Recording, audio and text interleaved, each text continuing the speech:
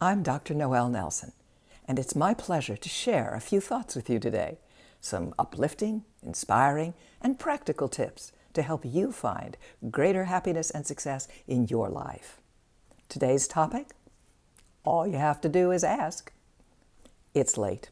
You've had a long day. It's been Zoom meetings nonstop, 9 to 5. You leave that tiny space that masquerades as your office and collapse on the living room couch. Your significant other, who finished work way before you did, cries out, "Hi, hon," in a pleasant voice from the other room. You would love nothing better right then than for your loved one to come in and ask, "How are you doing? You look bushed. Can I do anything for you? Get you a cold drink?"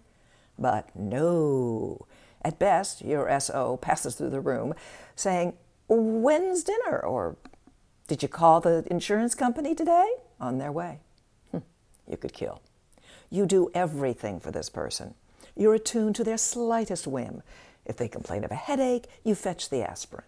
If they groan with fatigue, you say, "Aw, poor baby," and rub their back. If they want to spend the weekend away, you plan and strategize and scrimp and save and make it happen. "When's it my turn?" you yell. Internally, of course. They can see I'm lying here limp with stress and overwork. Why don't they do something about it? Like, be nice to me, hold my hand, take care of me for a change. And you hear that little voice inside your head. So, ask. "Ugh, I hate to ask," you reply. "I shouldn't have to ask. They should know what I want. It's not like we just met. Besides, I do everything for them all the time. All they have to do is the same things I do for them." But, that little voice presses on annoyingly, just for the sake of argument, what happens when you ask? You hesitate, not wanting to give in quite this easily. "Well, they generally do whatever it is I ask for." "Uh-huh," says the little voice in that "I thought so" tone you're all too familiar with. "But I shouldn't have to ask," you rail. "They should know what I want." Why? Why should your SO know what you want? Or more to the point, even if they do know in a general way what you like, why or how should they know what you want when you want it? Only you know that. And if indeed you seem to be more skilled at guessing what it is that they want and able to give it to them, well, how nice for them.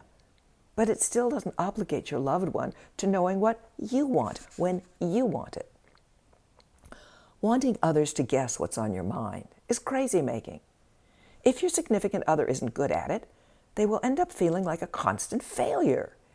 If indeed your loved one does come through for you when you ask for whatever it is you need, then the phrase, "I shouldn't have to ask," is magically and wonderfully transformed to, "All I have to do is ask."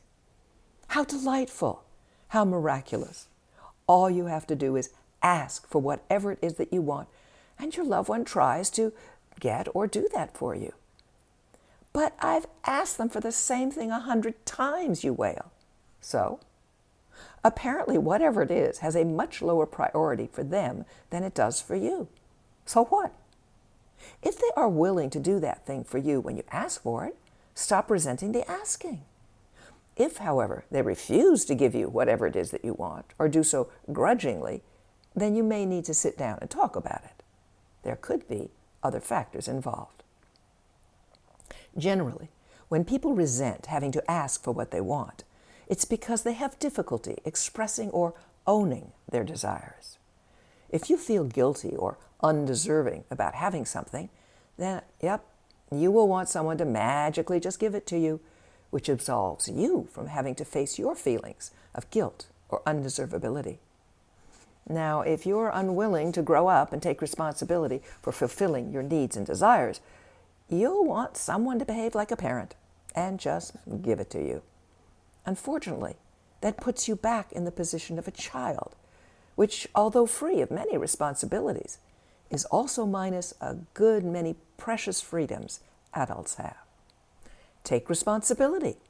Be willing to ask for what you want and need.